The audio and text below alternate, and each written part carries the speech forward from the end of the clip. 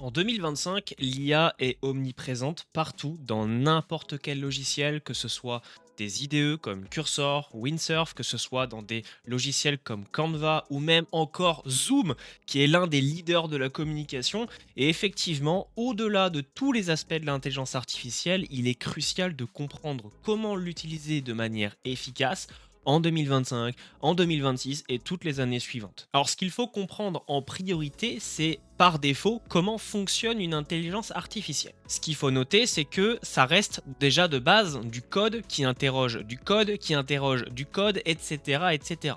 On rentre donc dans la notion d'agents IA qui vont indéfiniment suivre des procédures pour obtenir un résultat précis. Mais au-delà de cet aspect, il y a quelque chose de super important à comprendre, c'est le mode de fonctionnement d'un prompt qu'on va fournir à une intelligence artificielle afin d'obtenir le résultat le plus précis possible. On va prendre l'exemple ici avec quelque chose que j'ai réalisé avec Canva, donc sachant que Canva peut aussi expliquer via le biais d'un PowerPoint ou de présentation pour comprendre l'utilisation d'un prompt, eh bien j'ai demandé à une IA pour cette vidéo de faire le travail à ma place et d'expliquer comment fonctionne un prompt traditionnel ainsi qu'un prompt amélioré dont aussi les prompts système.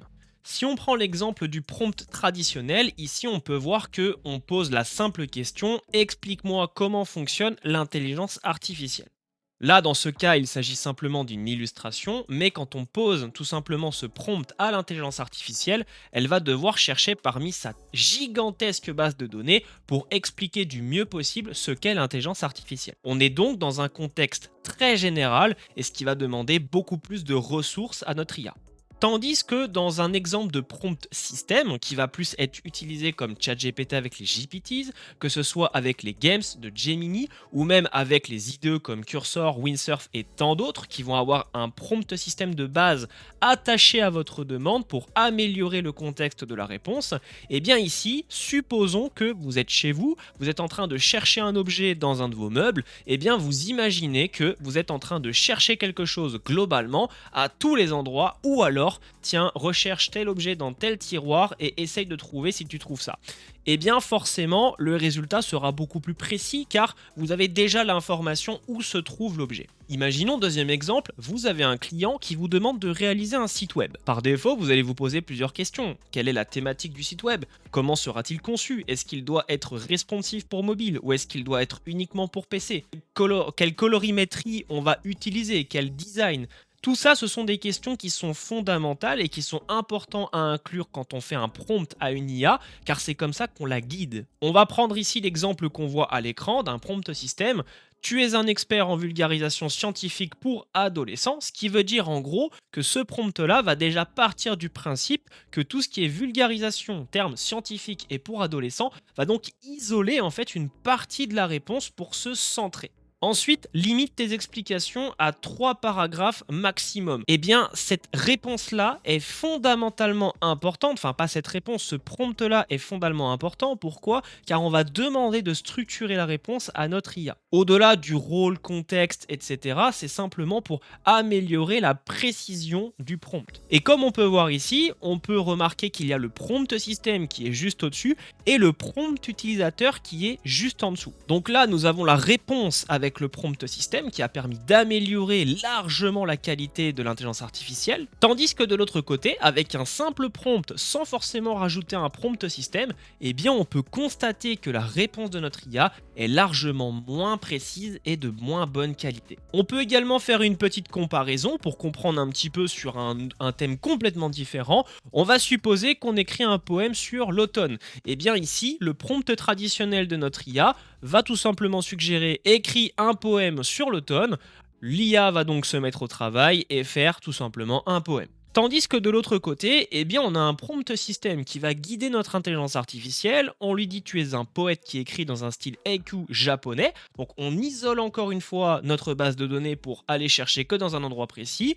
Utilise des métaphores liées à la nature, donc on va lier ensuite un autre thème. En fait, c'est comme si on faisait une requête SQL dans la vraie vie. On va dire, bah tiens, prends ça, prends ça, prends ça, comme si vous étiez en cuisine et que vous preniez vos ingrédients, au lieu de parcourir votre gigantesque livre de cuisine. Et surtout, le plus important, avec une structure 5-7-5 syllabes évoque une émotion mélancolique. Eh bien, on peut voir que le résultat est quand même surprenant entre les deux. Celui de gauche est très long, tandis que celui de droite est beaucoup plus court.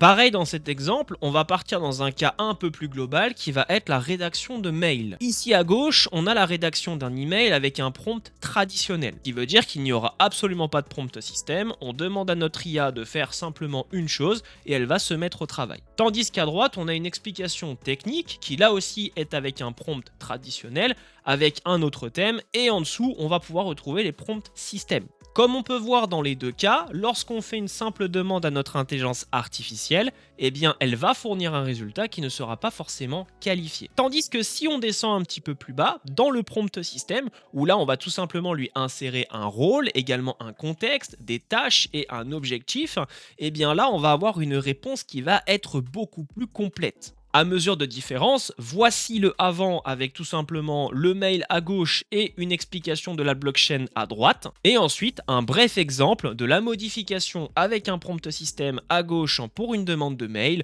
de congé, mais sous forme de mail, et à droite avec une explication bien intégrée de la blockchain, bien organisée avec un paragraphe, titre et sous-titre.